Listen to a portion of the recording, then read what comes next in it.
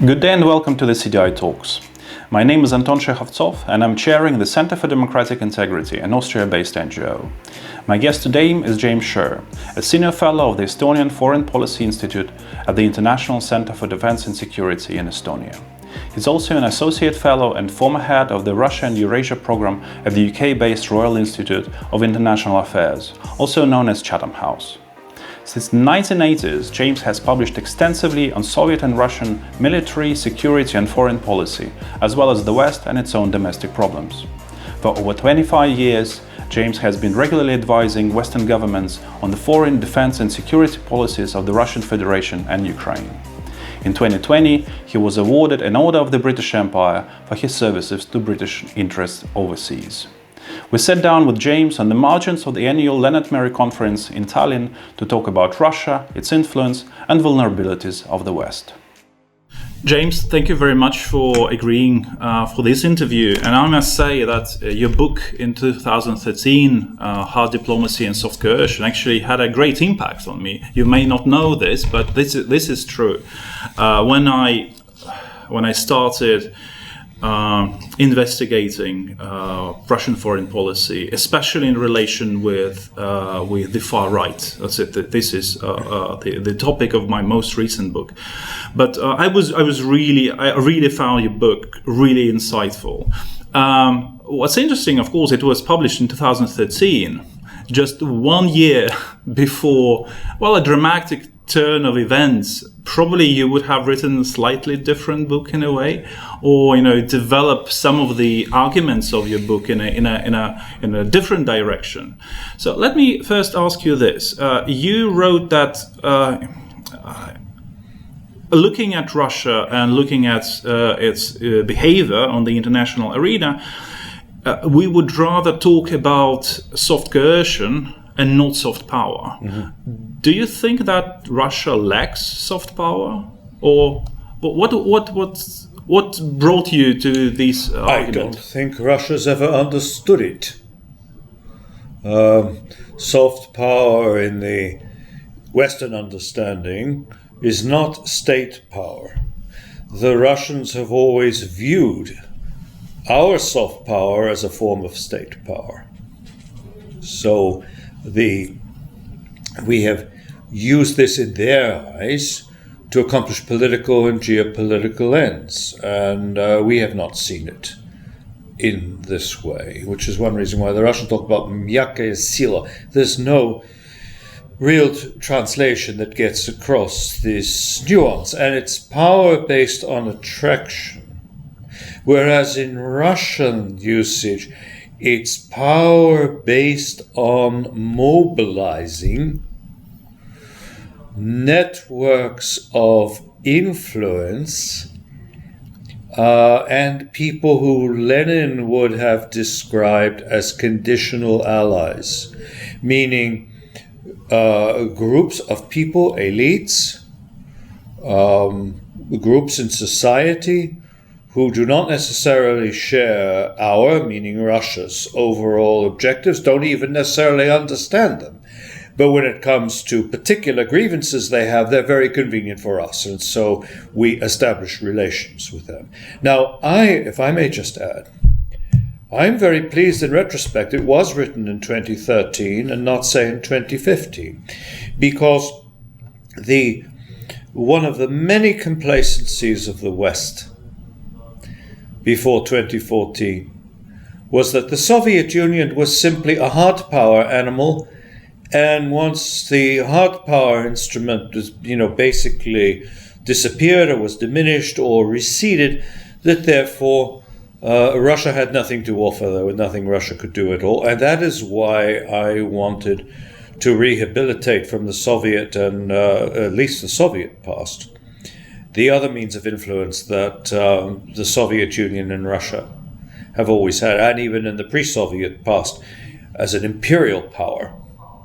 And so it was a very good discipline. It was very good for me that I did not have to speak about the Russian armed forces. Mm. Even though in discrete conflicts they were being used as early as 1992. So that for me that was very convenient. And the Russians also they had a motivation, an additional motivation for employing this mякая сила, because in the 1990s, as they were beginning to study and work out these swiftly changing and unsettled conditions in their neighborhood, they, at a time of overall weakness, needed to find means of influence that would be internationally acceptable. And then there was a third very convenient factor. Because as I said in the book, the midwife of the Second Russian Revolution, which was the revolution of 1991, was not terror, it was money. And Russia had money. And they always understood, as people with a Marxist-Leninist heritage, that wealth is power. And even Russian business culture incorporated this notion. It's very different from Western business culture. And the fact that so many people from former security services ended up going into business, big business, and creating the businesses of post-Soviet Russia, created a form of influence. Initially here in Estonia and other Baltic neighbors, that some people from the past were familiar with, but Western business was not familiar with at all. It's interesting that you mentioned in the very beginning that Russia did not really understood soft power, and I might say that reading or listening to Mr. Putin's speeches, when he uses this phrase "soft power," it seems like he understands by it some form of malign influence of the West. It looks very nice. It's soft power, it's мягкая сила. It looks very nice, but then in the end, it is used by the West to somehow undermine Russia. So, and this is some sort of whataboutism. So if you're using soft power to undermine us, then we are also using soft power. But this is not soft power, what they're doing. And probably again, there's soft coercion. It's a bit different, and but it's not that I'm disagreeing with you. But even Putin's Russia sometimes used, or it still uses the soft power instruments inherited from the Soviet Union, sports. Although now it's a bit problematic with these tests and the Olympics. Russia is not competing. It's the Russian Olympic Committee that is competing. But exploration of space, culture, ballet. It's still the instruments of soft power. But at the same time, it looks like they're trying to weaponize everything in this regard.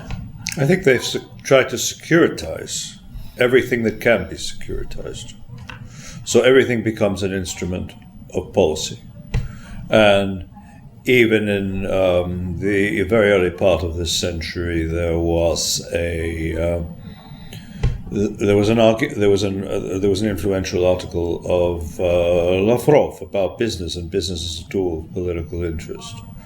Of course, very early on, they saw Russian отечественники, compatriots abroad, as a tool of Russian influence, which of course they are not always tools of Russian influence.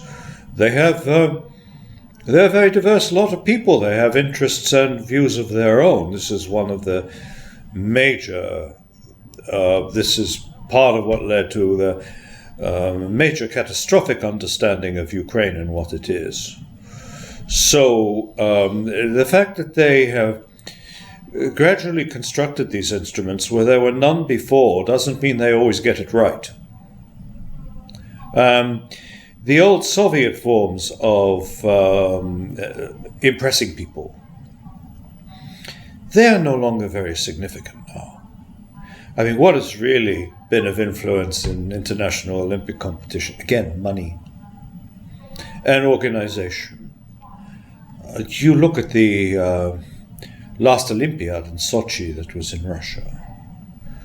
If you even then were to write an article telling people the truth about what had happened, no one would have believed it. Even now, a lot of people have difficulty believing. They planned it like a military operation. Securitization of everything, as you say. Absolutely. So you see, another area, another thing that leads to misunderstanding when the Russians look at our behavior. For Putin, we know what his background is. Soft power has a very close affinity with covert action. Mm-hmm. Okay. Yeah, this is how they understand it. It all looks wonderfully innocent and spontaneous, but it's not. And then they could say, oh yes, well, the International Republican Institute, Democrats, or this foundation or that, they are underwriting certain people in Ukraine. Well, to a large extent, that's true. But what they don't seem to appreciate is that all of this is transparent. It's above board. You go to any kind of seminar or conference in Ukraine, you see who all the sponsors are.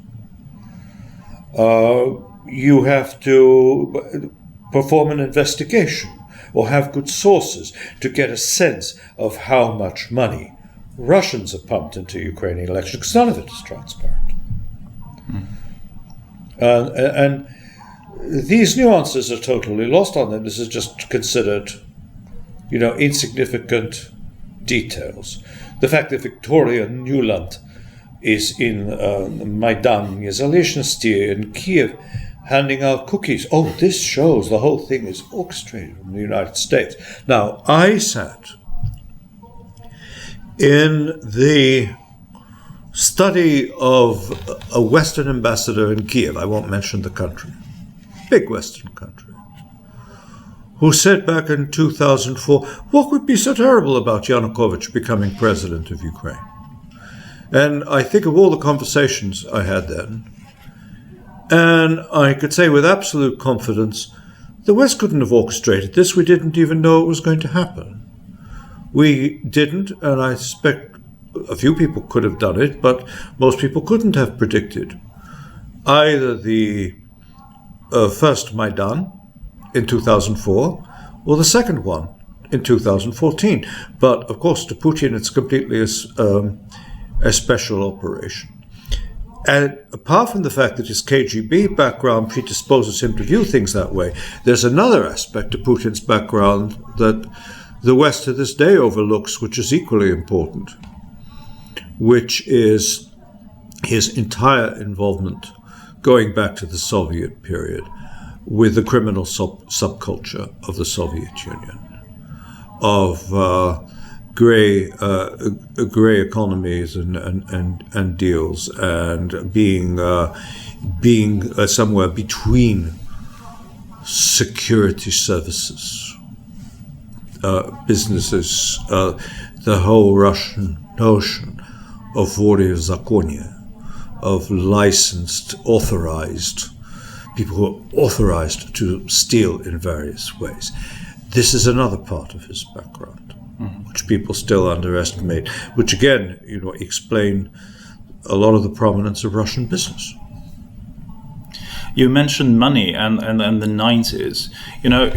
Some people close to the so-called political technology circles in Russia, they would say, especially now, or especially since 2014, 2015, they would say, well, we understood the power of money, we understood the power of capital in the 90s, but you taught us, talking to the West, you taught us how we can actually buy influence because you sold it to us. Yeah. When the money laundering techniques, the West was happy to receive this. It's talking about complacency. Well, but the West didn't know it was receiving money laundering. We thought we won the Cold War. And although it was very unpalatable to me the whole doctrine of end of history was, certainly to me and to some others and to anyone with this kind of experience, so blatantly absurd. But you couldn't really argue against it. And there was this firm view, in the words of a major British business executive of a huge corporation. He said, we were discussing business problems and how things worked in Russia. He said, James, I believe in the therapeutic effects of capitalism.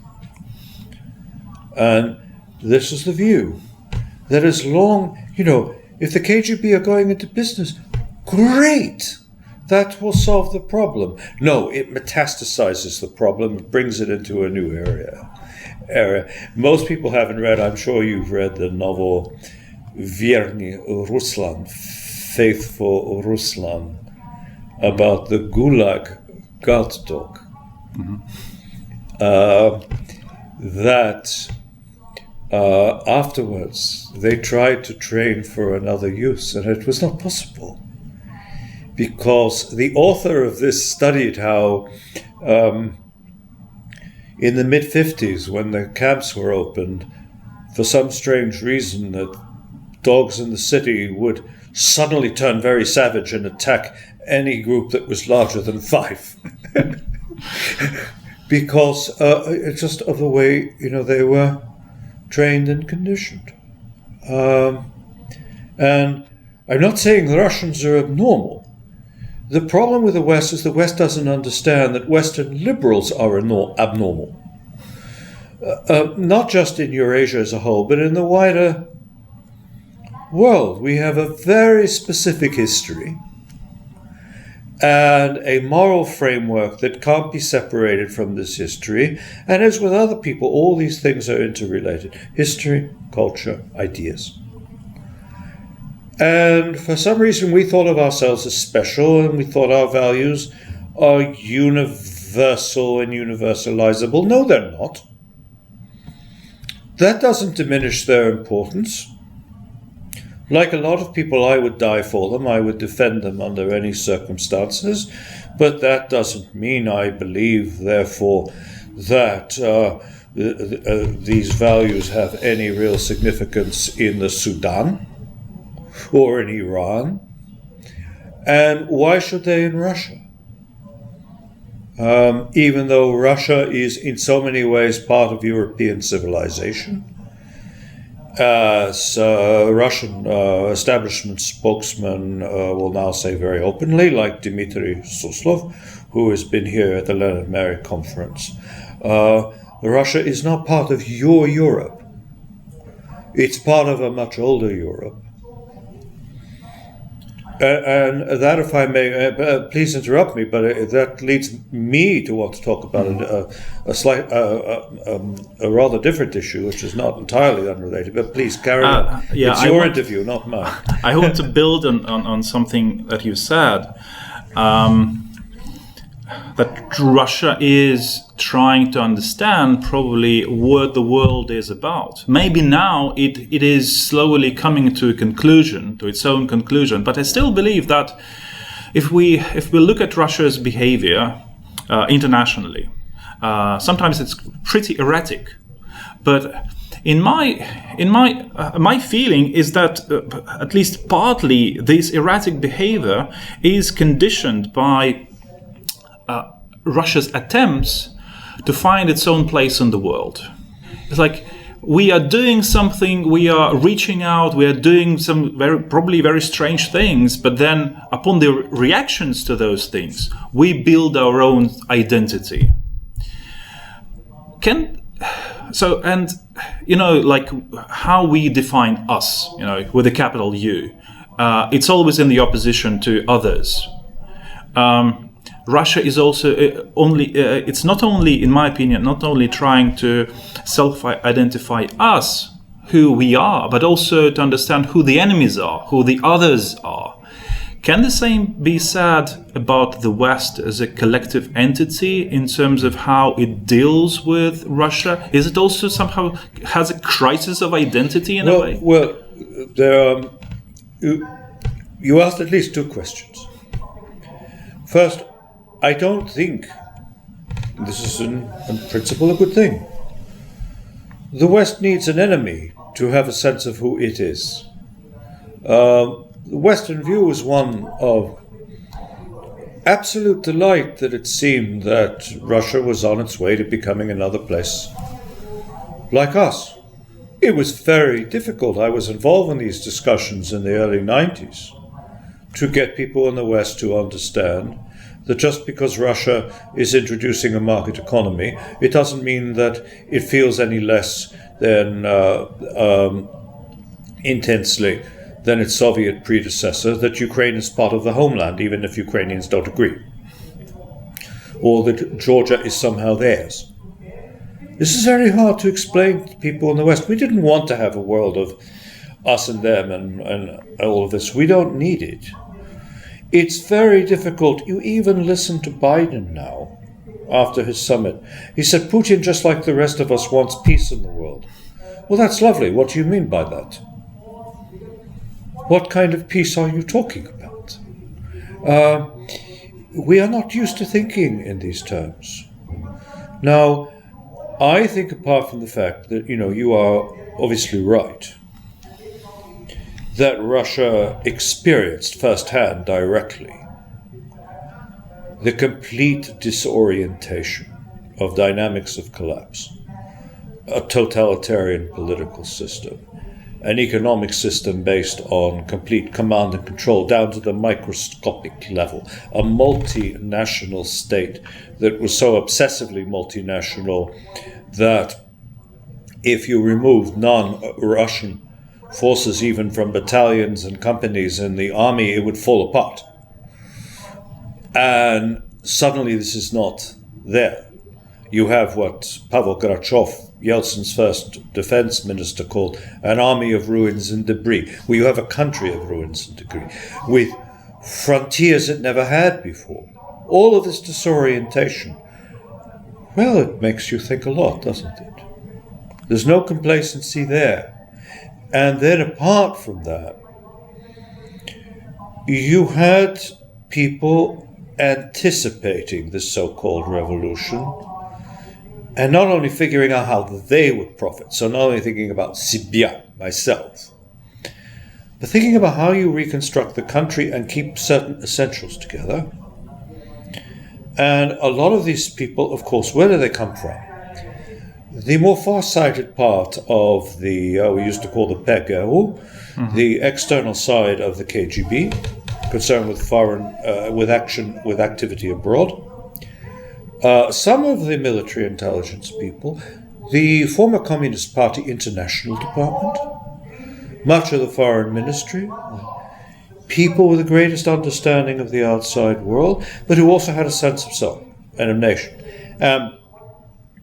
What you could see early, before anyone even knew who Putin was, before he had any idea who he would be, are people thinking, we ought to reconstruct the state on the basis of Отечество, the motherland, straddling all the categories of imperial, Soviet, democratic, creating this kind of synergy, employing all this symbolism, rehabilitating Russia's traditions, hence Putin's cultivation of a very elderly Alexander Solzhenitsyn.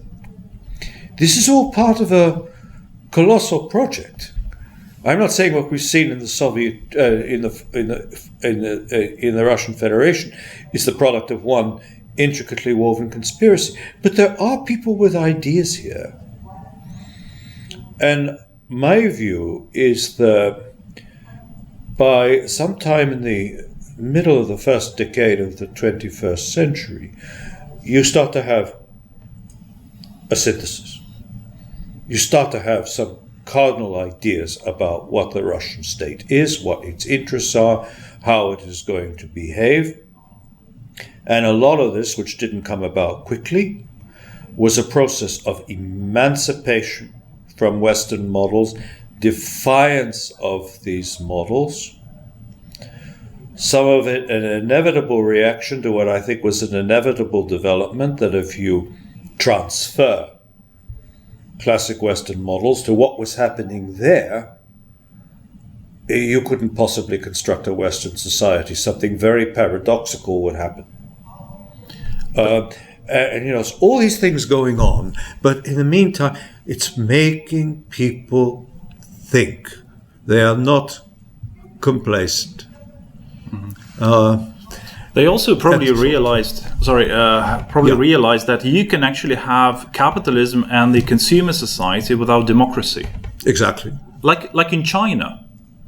You have money, then you can. I'll use another parallel, which is a very unpleasant parallel, and I can't prove it, but I am absolutely confident that Vladimir Putin is aware of it.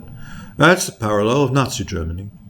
Hitler had a slogan: "We will not nationalize industry, we will nationalize the people." So you have industries that are still, formally speaking, privately owned, run by very rich people, where people do normal work, but they all understand the state is boss. And they all have this kind of national motivation. And I think, you see, this is a model as well. Though it's not done to talk about. Это не принято. Yeah. But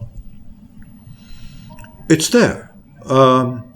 It's not as if until the Soviet Union collapsed that business was always associated with liberal markets. It wasn't even the case in the West. Without a framework of law, effective law, coherent law, and accountability, all these things, judicial integrity, the law of the market is no different from the law of a gun. It's just a Hobbesian world. So there's nothing natural there's no inevitability about business creating liberal institutions. But we had a history that brought these processes together. We had a history in which the creation of what the Russians like to call a law-based state long preceded the development of a so-called capitalist economy in any significant scale, apart from selling eggs to your neighbor, this. And again, even if we understood our own history better, I think we would have avoided some of the mistakes that we made in dealing with Russia. And going back to this part of my question, do you think that the West somehow experiences a crisis of its own identity, which then results in this very, very strange position or relation to Russia and other authoritarian regimes? Well, yes, and I think to some extent we brought it onto ourselves. You look at another great success story, the creation of the European Union and its enlargement. And people failed to notice something that should have been readily discernible, if not obvious. The European Union, the Europe of the Six, which was then the European Economic Communities, based on the Treaty of Rome, was something that emerged from the Second World War, and it was built around the aspiration to move beyond the nation state, to move to something higher, more integrated, more cosmopolitan, future-focused, not past. Not focused on the past, on history, because you focus on history as you're back to fighting wars. But for countries like Poland, Hungary, joining Europe is about something which is almost the opposite. It's about the recovery of nationhood, of the rehabilitation of historical memory, of the nation, the creation of a truly independent nation state, the rehabilitation of traditions which had been stomped under the woodwork by the Soviet Union. And for a time, all this was absolutely wonderful. It all looked convergent, but it really isn't convergent. Because the others began to articulate their own universal and very postmodern standards of human rights about what the EU stood for, and in many areas, the most emblematic of which, but it's not the only one, is gay rights. Other countries said, particularly a highly Catholic country like Poland, very observant country, no, we object. This is contrary to our culture, our sense of, nationhood, our values. And we treat this as a kind of form of disobedience that has to be punished. Okay, so, if we had understood the diversity of perspectives even about what the EU was designed to accomplish, if our notions of integration were equally inclusive but less intense, less demanding, recognized more diversity, I think he would have avoided some of the tensions and problems we've had. And now we bring Russia back into the equation because the Russians are able to say to a number of constituencies in Europe that certainly don't want to be part of a Russian sphere of influence, and in some ways even have an anti-Russian history. Look, like you, we believe in nationhood, tradition, values. We, unlike Brussels, unlike Washington, will never lecture you about your internal affairs. That is your business. And let us just talk pragmatically like states that have to live with one another in Europe, and let's build a relationship that we don't have to ask the permission of Brussels to do this. And this is what Russia has been able to do in many parts of Europe, and not just former Central Europe. You look at Spain. You look at France. People talk about Euroscepticism. Ask yourself what proportion of the French electorate is Eurosceptic. Ask yourself what is going to happen in that country if Marine Le Pen wins the election. This is a European phenomenon, and as an old friend of mine once said, he was a defector. He was deputy resident in Tokyo. He had a very good maxim. Look for your vulnerabilities, and there you will find the KGB. And so that is what we see. And it's another Leninist characteristic when he talks about, and this is so central to it, defeating a stronger enemy, how you do it. Well, one thing you have to do is study this enemy very, very thoroughly to understand where the fault lines are, where the weaknesses are, where the soft points are, where the divisions are. But Russia does study the West in this sense, trying to identify vulnerabilities and these soft spots. But I don't think that Russia actually understands in a way that the West can react in a very different way to Russia's attempts to undermine it.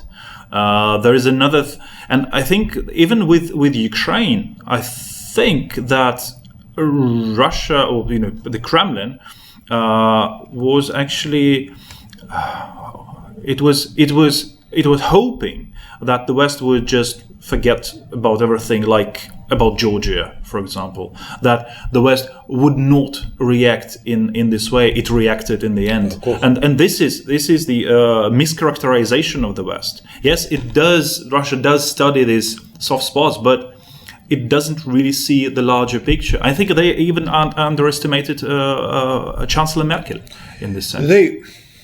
They understand a lot about this larger picture, but I think we can make a couple generalizations. First, they least understand the people they think they totally understand. beginning with the Ukrainians. We know about Ukrainians. We know about Ukrainians better than anyone else. Better than Ukrainians? Yes, of course. I mean, the ones you talk to, they're not real Ukrainians. They're just deluded by Austrian generals. Yeah, they're deluded by all this. In the 19th century, they would say everything we don't like about Ukraine is just a Polish intrigue, a Polish conspiracy. So this is, one area of, let's try to construct the cataracts in their eye. We have cataracts too. So this is one. They understand least the people they think they understand most. Secondly, in Stalin's phrase, they are prone to a phenomenon which is called dizziness with success. When they start to do well, they overdo it. They say and do more than is necessary. They reveal their hand. They show people just how cynical and how unpleasant they are, and then they react. And they're not expecting it. And third, it goes back to something we were talking about earlier, as you just said now. They honestly cannot understand the basis of the West's interest in Ukraine or Georgia. Because a Russian will say, very nice, reasonable, well-traveled Russians will say, how could you be interested, how could the West think of endangering relations with a country as significant as Russia for the sake of these insignificant people? They are unimportant. Why do you care about them? We care about them because they're part of our history. They're near our borders. This is our homeland. This is our part of the world. You don't belong here. You have nothing to do with it. So when you adopt these premises, which the Russians have, the answer is perfectly rational. It's not because the West is interested in Ukraine. It's because they're using Ukraine as a way of undermining Russia and further destabilizing. And this is axiomatic. And you go to Russia, and I have done this, and you're invited, and you try to prove it's not that way. And at best, people will listen, and some people will nod their heads about some things you say, and then try talking to them 48 hours later, and it's all back in place, because it's very coherent what they believe. Extremely coherent. But it all proceeds from certain premises about who they are, who other people are, who the West is, how things work. They were partly successful in Ukraine in terms of the annexation of Crimea, but they did realize some of the vulnerabilities of the Ukrainian society and vulnerabilities that quite objectively existed in Crimea. Talking about the vulnerabilities of the West, not trying to do the Kremlin's job, but where do you see the major vulnerabilities in the Western body politic? I think, what the West has lost? The West has lost a proper conservative tradition. A Western conservative today is just a right-wing liberal. A real conservative has an organic understanding of how society evolves. And a real conservative, when he looks at the world, and I'm thinking, for example, a conservative who feels very comfortable reading Edmund Burke, looks at the world and understands immediately there are differences. We are not all the same. We do not all think the same thing. It does not mean that this excludes civilized relations. But no, we don't all want the same things in this world. I can't resist saying, added out the comment if you want, that once when I was teaching Americans abroad for a junior year, at a time London was still a very immaculate sort of place, and someone said to me, when I bumped into one of these people, he said, "I heard you were originally American. How could you live here and give up the American way of life?" And I thought, what? It's just this inability, which is particularly pronounced in much of the States, but you can also find it in many other parts of Europe, to understand what other people are like, why they are what they are. So this is a major I think this is a major weakness we have. The Russians start from the assumption, we're not all the same. There are real enemies. The former Regius Professor of History in Oxford, Sir Michael Howard, said once, the problem with liberals is they never understand there is really an enemy. We keep talking constantly in think tanks and universities and parliaments about what we could possibly do to overcome some of our misunderstandings, antagonisms with Russia. How can we improve relations? And then I say something which ensures I'm not invited back. The Russians don't mind that we have bad relations. They don't want to improve relations. They believe there are strong objective reasons why we have these bad relations. Doesn't mean we have to go to war with one another, but what they want is to be understood and respected, and they want the differences understood and respected. And the irony here is what I say to Russians is, Ukrainians want to be understood and respected. Stop telling them that they are the same as you. You would have had far better relations with Ukraine today than you have if you said, yes, we understand that for all the things we have in common, there are also some serious differences. We understand these differences and we respect them, and we are not going to try to make light of them or to eliminate them. This is an issue. What you're saying, I think it's you can call it a conservative tradition. For me, it's a more of a centrist position. There are two extremes, I guess. One extreme is to say everybody is different. This is why there are no equal people. People are unequal. This is one extreme. The other extreme, the far left extreme, they would say people are equal, therefore they are all the same. What you're saying, I think it's in the middle, saying we are different, but we are equal. We should treat each other on equal basis and with respect. But we are different. Well, of course. And what I call this conservative tradition was also I am thinking of it mainly in a British context, because conservatism in Germany and Austria, even in France, is different. But this was a conservative tradition that arose inside constitutional states, constitutional political systems of law, based on rights, based on all of this. But even in Britain, when we had arguments in the 19th century about widening the franchise,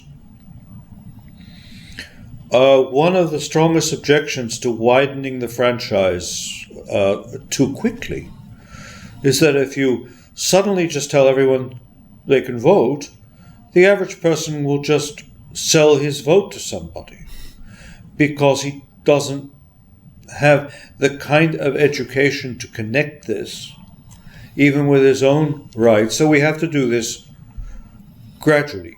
But there's still a recognition that, yes, even people who don't have a vote have rights. So yes, it is something very much in the middle of extremes. It's not an extreme position. I think any proper conservative distrusts extremes of all kinds and is very suspicious of ideology, which labels and simplifies and categorizes. Oh. James, one final question. Is it? Okay. It's fine. I'm quite comfortable. But carry on. What you describe and what we were talking about and discussing, it looks to me some sort of civilizational fatigue, in a way, on the part of Europe, on the part of the EU. Probably this civilizational fatigue is triggered by, experiments that failed. Some would say that Hungary under Viktor Orban is a failed experiment. Some would add Poland under the Prawo i Sprawiedliwość to this list. Is there a way out of this? Well, except for the revival of the conservative, natural conservative tradition. any other ways out, or how to boost, how to return the fighting spirit of democracy? Well, first, I hope you understand, I shouldn't be defensive, that I am not supporting I do not support a lot of the views that are and positions that are held by the political movements you refer to. I think we need, and this was a problem we faced with Russia in the 90s, we need to talk less and listen more. We need to accept in other countries practices that we don't accept in our own and that we find unjust. We need to understand, we didn't even mention a major factor, which is migration. It's fine to say, the strong empirical basis for it, that immigration has strengthened, revitalized countries, renewed their energy. Democracies have been very good at assimilating people. Great. But that doesn't mean that on the basis of this, you could accept uncontrolled mass migration of people from anywhere, from people who are from a totally alien political tradition, or that any country should open borders in a way that will guarantee ghettoization. It's not just countries that have identities. It's towns, it's neighborhoods, it's all the rest of it. When you have this kind of sea change, and within just a couple of years, the entire character which has been built up over centuries disappears. Oh, you are doing something very, very brutal, and people will react.